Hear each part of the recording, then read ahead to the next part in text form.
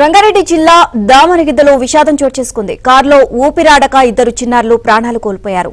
తనయశ్రీ, అభినయశ్రీ ఆడుకుంటూ ఇంటి ముందు పార్క్ చేసిన కారులోకి వెళ్లారు. డోర్ లాక్ కావడంతో ఊపిరాడక ఇద్దరు మృతి చెందారు.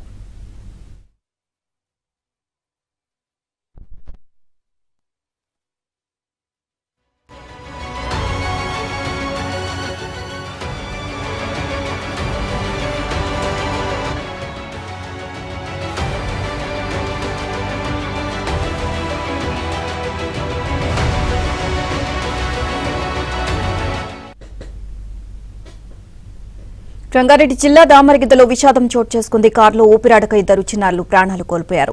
తనయశ్రీ, అభినయశ్రీ ఆడుకుంటూ ఇంటి ముందు పార్క్ చేసిన కారులోకి వెళ్లారు. డోర్ లాక్ కావడంతో ఊపిరాడక ఇద్దరు మృతి చెందారు.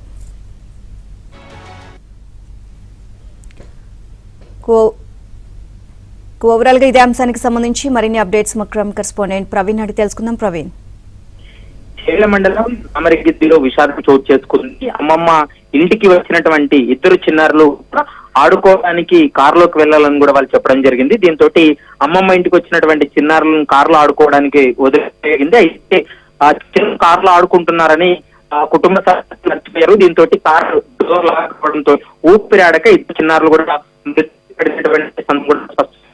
ప్రస్తుతం వారిని వెంటనే అంటే ఆ టైంకి వాళ్ళు గుర్తించారు.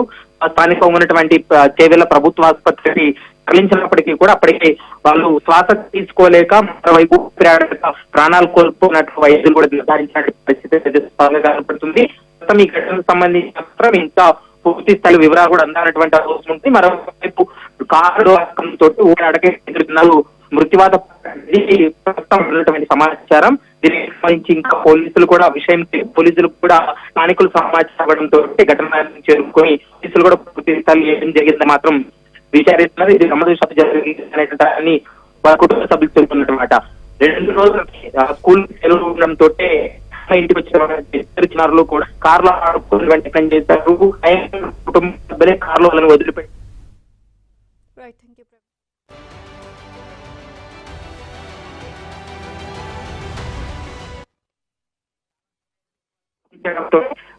వారు ఊపిరాడక చనిపోయారనేటువంటి అంశాన్ని ప్రస్తుతం వారి కుటుంబ సభ్యులు కూడా గుర్తించడం జరిగింది. ఇప్పటికే ఘటనా స్థలానికి కూడా పోలీసులు చేరుకున్నారు. జరిగినటువంటి సంఘటన పైన పూర్తి స్థాయి వివరాలు కూడా రాబట్టేటువంటి ప్రయత్నం అయితే కొనసాగిస్తున్నారని చెప్పుకోవచ్చు.